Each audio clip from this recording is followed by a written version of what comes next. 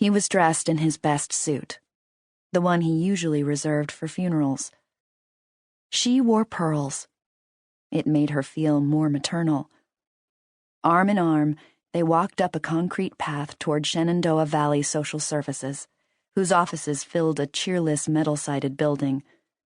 There was no landscaping, no ornamentation, no attempt to make the environs more inviting. As an agency of county government, Social Services had neither the budget nor the inclination for such gilding. Its clientele was not there by choice.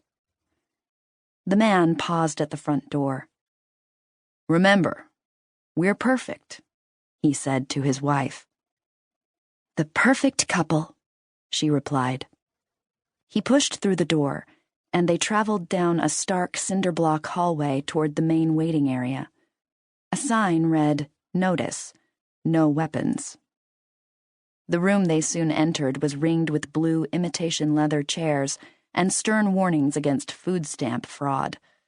A smattering of people, all of them luckless enough to be born into multi-generational poverty, looked up and stared. Men in suits and women in pearls were not a common sight here.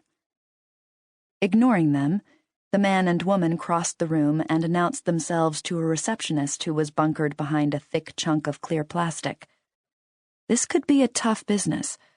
The administering of benefits, the denying of requests, the dispensing of abused and neglected children, taking them from one family and bestowing them on another. There had been incidents. After a minute or so, the man and woman were greeted by the family services specialist who had been assigned to them, a woman with a tight ponytail and square-framed glasses who received them warmly, by name, with hugs and smiles. It was all so different from when they had first met her, about 3 months earlier, when it had been nothing but dry handshakes and justifiable suspicion. Families like this didn't just stumble into Shenandoah Valley Social Services and volunteer to become foster parents. Families like this, who had resources, connections, and that air that suggested they weren't accustomed to waiting for the things they wanted, either went with private adoption agencies or traveled abroad to acquire their babies. Eastern Europe if they wanted a white one, Africa, Asia, or South America if they didn't care. Seriously? The family services specialist wanted to ask them, "What are you doing here?" But then she started talking with them, and they won her over. They told her about the failed efforts to get pregnant, then about the tests that revealed they would never be able to have children of their own. They still wanted a family, though, and they had decided to adopt locally.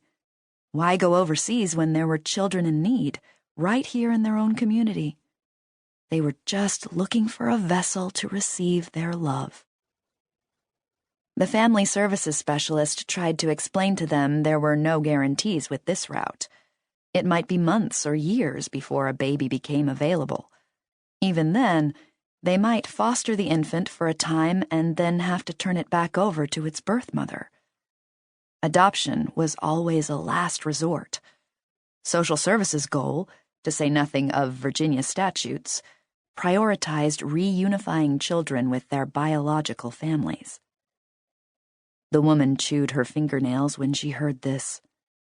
The man seemed undeterred. After that initial interview had come the parent orientation meeting, then the training sessions. They had taken notes, asked questions, and generally acted like they were trying to graduate at the top of the class. Their home study, in which every aspect of their residence was inspected, had been flawless, from the child safety locks all the way up to the smoke detectors. And the nursery? Immaculate. A crib that exceeded every standard. Diapers squared in neat piles. The walls freshly covered in blue paint. "Blue?" the family services specialist had asked. "What if it's a girl?" "I have a hunch," the man said. They flew through the criminal background check. Their pay stubs showed ample income. Their bank statements swelled with reserve funds. Home insurance, check. Car insurance, check. Life insurance, check. Their physician had verified that both the would-be mother and father were in excellent health. Their references gushed with praise. In her 13 years on the job, the family services specialist had interacted with hundreds of families. Even the best, most loving, most well-meaning among them had issues. This one didn't. She had never met two people more ready for a child. They were the perfect couple.